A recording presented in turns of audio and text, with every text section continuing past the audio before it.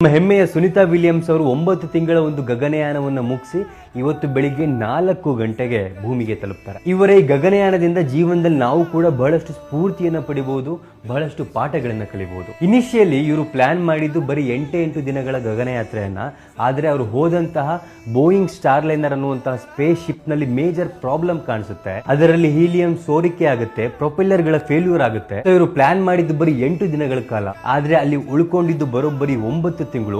ಈ ಕಷ್ಟದ ಪರಿಸ್ಥಿತಿ ಬಂದಾಗ್ಲೂ ಕೂಡ ಅವರು ಒಂದು ಪಾಸಿಟಿವ್ ಮೈಂಡ್ ಸೆಟ್ ನ ಇಟ್ಕೊಂತಾರೆ. ಅಂತರಿಕ್ಷದಲ್ಲಿ ಕೃಷಿಯನ್ನ ಮಾಡಿ ಅಲ್ಲಿ ಹೇಗೆ ಸಸಿಯನ್ನ ಬೆಳೆಯೋದು ಅನ್ನೋದನ್ನ ತೋರಿಸ್ಕೊಡ್ತಾರೆ. ಸುಮಾರು 900 ಗಂಟೆಗಳ ಕಾಲ 150ಕ್ಕೂ ಹೆಚ್ಚು ಸೈಂಟಿಫಿಕ್ ಎಕ್ಸ್ಪೆರಿಮೆಂಟ್ ಗಳನ್ನ ಮಾಡ್ತಾರೆ. 59 ವರ್ಷದ ಸುನಿತಾ ವಿಲಿಯಮ್ಸ್ ಅವರು 62 ಗಂಟೆಗಳ ಕಾಲ ಸ್ಪೇಸ್ ವಾಕ್ ಅನ್ನ ಮಾಡಿ ಒಂದು ದಾಖಲೆ ಬರೀತಾರೆ. ಇದರ ಮೂಲಕ ಸಾಧನೆ ಮಾಡೋದಕ್ಕೆ ವಯಸ್ಸು ಯಾವತ್ತೂ ಕೂಡ ಅಡ್ಡ ಬರೋದಿಲ್ಲ ಅನ್ನೋದನ್ನ ತೋರಿಸ್ಕೊಡ್ತಾರೆ. ಸುನಿತಾ ವಿಲಿಯಮ್ಸ್ ಅವರು ಒಂದು ಭಗವದ್ಗೀತೆಯನ್ನ ಮತ್ತು ಗಣೇಶನ ಮೂರ್ತಿಯನ್ನ ಗಗನಯಾತ್ರೆಗೆ ತಗೊಂಡು ಹೋಗ್ತಾರೆ.